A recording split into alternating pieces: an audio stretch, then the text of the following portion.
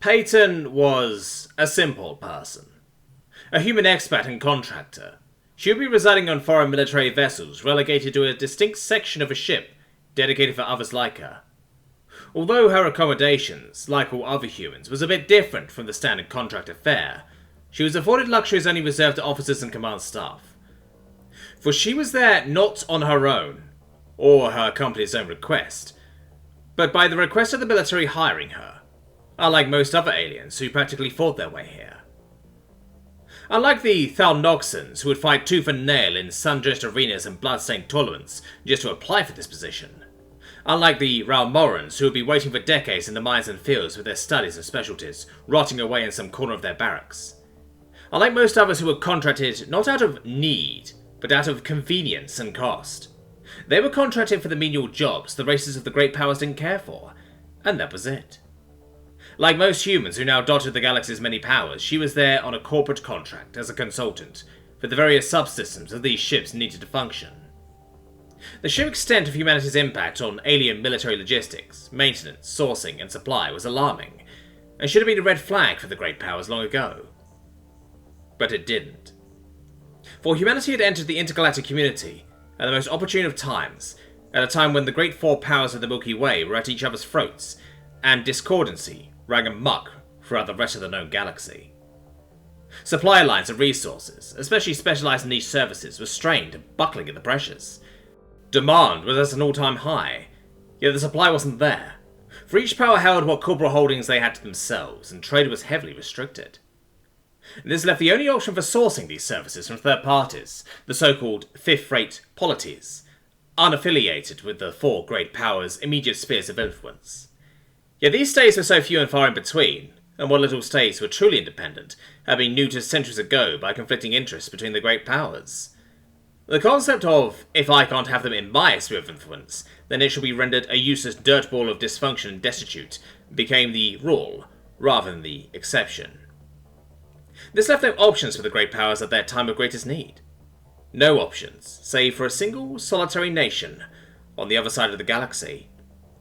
A peripheral state that had come into existence too early for the insidious plans of the great powers to reach, and too late for it to have been inducted into any of their immediate spheres of influence. A truly independent third party. A true fifth-rate polity. The term now was spoken not with disdain, but with a breath of relief for most. It wasn't clear to the great powers humanity's intent at the time, but from the moment the first emissaries, envoys, ambassadors, and corporate representatives arrived on their worlds, a plan had already been put into motion to ensure humanity's independence passes its ornately rare grace period. The plan was simple. Perhaps too simple, and too far-fetched for the great powers to truly realize. Independence through mutual reliance. Humanity would act as the key trading partner, the strategic supplier, the priority service provider. They would not be relegated to the workhouse of the galaxy, no. Nor were they going to become the galaxy's workforce. A gamble which the Thalnoxians had taken and indeed succeeded, if by success you mean the newfound perception of your species as expendable and cheap. No. Humanity would instead become a purveyor of specialized goods and services. Key technologies most would overlook. They were too esoteric to invest entire expensive infrastructures around, and economically unfeasible to maintain for one singular nation not willing to export it to other rivaling nations. Key services that most already had, but were still scarce, and with few options for better options, for competitive prices. It was a result of these aggressive political-economic grand strategies that humanity now exists in a state of permanent and well-earned limbo. Too small to be regarded as a great power, with a population and military that was middling even compared to the likes of the destitute fifth-rate polities. Their species' physiologies, too weak to really be of any use in military or labouring applications. Their planets and cities, not beautiful or attractive enough to warrant tourism or cultural interest. Their media, too localised and strange to really appeal to anyone but themselves. Their industrial capacity, nowhere as large or brimming with raw industrial potential as the rest of the great powers, or even some of the fifth-rate polities. Yet, they were rich, and they had connections.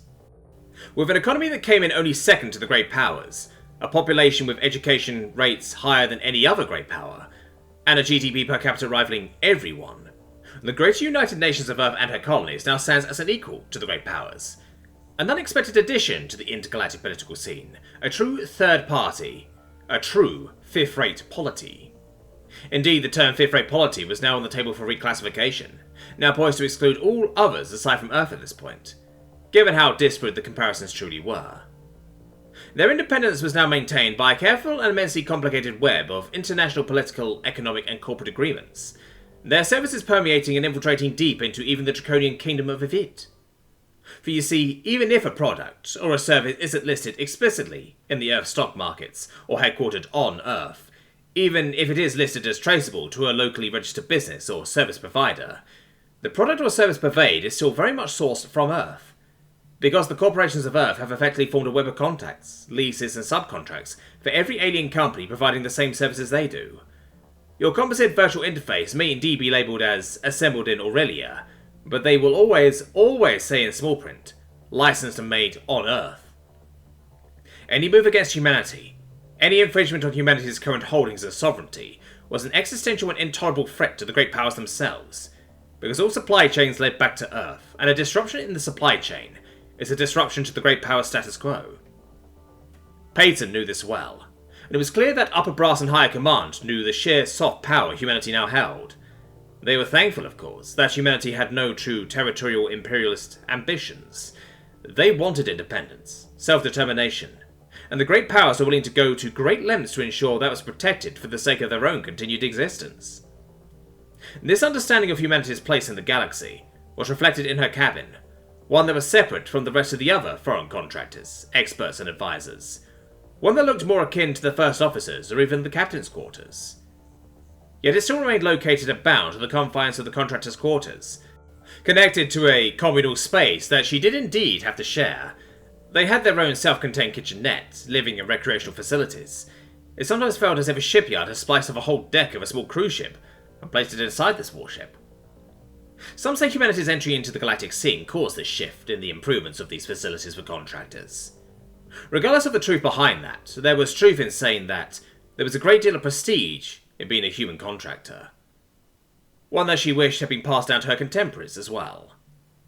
For the rest of her fellow alien contractors were treated in a way so far removed from the way any human would be treated by a member of the great races. They were receiving the real mistreatment of being from a second, third, fourth, or even a fifth-rate power. Meanwhile, humans like Pearson were given amnesty, and even a semblance of respect from the crew members belonging to the Great Four Powers. This was Pearson's first day on the job, her first contracting gig after completing her PhD and finishing her various associates' jobs on the massive fabrication plants around Sol and Alpha Centauri, and already she was receiving cordial and respectful greetings from the crew of the Aurelian Federation's heavy cruiser, AFS Dominator. The rest of her alien counterparts, however, the ones that boarded on and started their respective contracts in this ship, didn't seem as fortunate. One of these aliens, a Thalnoxan male by the looks of it, was haphazardly pushed and shut by both the customs officials and the security inspectors on the ship itself.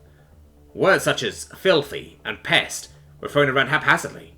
Phrases such as cheap expendable labour and cavemen masquerading as people were disturbingly common as well. She saw this happen before her own eyes as she entered for the officers' and dignitaries' customs terminal and gangway. Her eyes met with the Thalnoxan somewhere in the middle of the chaos of boarding, but they parted ways almost immediately soon after this. Pearson was ushered towards the officers' mess deck for a greeting and introduction to the captain, first officer, and the rest of the command staff. Pleasantries were exchanged, as well as vital details regarding the ship's current configuration, and a full list of proprietary equipment and software Pearson was expected to service for the duration of her contract here. While the Thalnoxan was ushered towards the lower decks, dragged along by a burly and rough-handed NCO, where he was later introduced to his charges, his fellow Thalnoxan labourers and mechanics. The pair would meet again shortly after the ship departed from the docks, arriving at the same time to the assigned contractors' quarters, as they took a moment to assess each other's states after their respective briefings. Pearson was wearing what would be the standard go-to outfit for the entirety of this contract, a well-kept and crisp Earth-Gov-assigned uniform, a two-piece outfit consisting of a pair of neatly pressed cargo pants, a dress shirt, and an engineer's jacket with the Great United Nations flag sewn onto it alongside her company's logo. The Thalnoxan, on the other hand, while simply assigned garments from his people, massively diverged from the humans in form and function. His species had a sturdy frame as it was, a humanoid bipedal shape common in the galaxy, but with a natural inclination towards thick and prominent musculature, 4 arms instead of 2, as well as what seemed to be plate-like growths protecting vital parts of his front and back. His fall was to be expected, his species having emerged from the primordial and unforgiving ecosystem that was their homeworld, one that could be classified as a world too hostile for the development of sapient life. Yet here he was, a Death Worlder, as some might say. Humanity was fortunate not to have developed in such a terrifying environment. Earth was honestly one of the more milder planets. Not entirely perfect, not a paradise, but nowhere near the infamous Death World status. Peyton took a step forward, attempting to bridge the gap with a wide smile. "I saw you on the gangway. You must be a new contractor like myself. I'm Dr. Peyton Grant of the Great United Nations of Earth, on loan to the Altani conglomerate from the University of Luna." The Thal Noxon, on the other hand, took a good hard look at the diminutive human. He towered a good 2 or so feet above her, and yet she looked at him not with the fear most fifth-race species did, nor did she look at him with the same disdain and cockiness of the great powers' races. It was unexpected and suspicious, but he relented. Getting treated like a genuine person after a whole morning of constant degradation was a welcome breath of fresh air, but one that he still treated with caution and suspicion. "Thal 55, he stated bluntly. I don't recall hearing about any species using an alphanumeric code as their naming conventions. It is my name for this contract. The Aurelian Federation demands an easier name to call. There are many of us, many working in lower decks, many labouring deckhands, so number is easiest to call. Thal, shortened to Thal Noxon, number for contract number." Peyton didn't know what to expect when interacting with aliens, let alone her fellow contractors. But this? She was sympathetic. To be honest, she felt like a train had hit her with how he described his naming convention so coldly. Like this was something normal. I'm sure you have a full name, right? A proper name? I prefer that over a name forced upon you by some contract. The human attempted once more, her tone shifting to reflect this newfound sense of sympathy and pity. "My friends call me Kip, by the way." The Thal Noxon, however, was not having any of this. As he took a step forward, his 2 predatory eyes locking onto her, speaking slowly, and with an intensity she hadn't experienced up until this point. "Proper? You are saying my name is improper, but your name is?" he bellowed out, a half roar, half shout as he took a step back, allowing the human to cower in her place. "Know this, human. The great races, they nice, kind, gentle to you, but they still not think of you as equal. Great races respect fear, power. Humans, not instill fear, not instill power, but human instill annoyance. Too much annoyance to treat bad, so they treat good, so you not annoy." He took another step back. "You not special." Before stomping off towards his assigned quarters down the hall, turning back once more to face the still shivering human. "You only human." The seasoned contractors had warned her of this. They told her of the way other fifth-rate species treated humanity, eyeing them with jealousy and suspicion. Yet she wanted to try to bridge that gap, to show them that there was more to humanity than this contorted version of it that seemed to really be instilled in the culture here. Several heavy steps could be felt coming her way, as shadows grew behind her, blocking her view of the hallway. With an anxious and heavy heart, she turned around to face the rest of the contractors, most of them larger and taller than even the Thal Noxon from before. Well, at least now, she has her chance.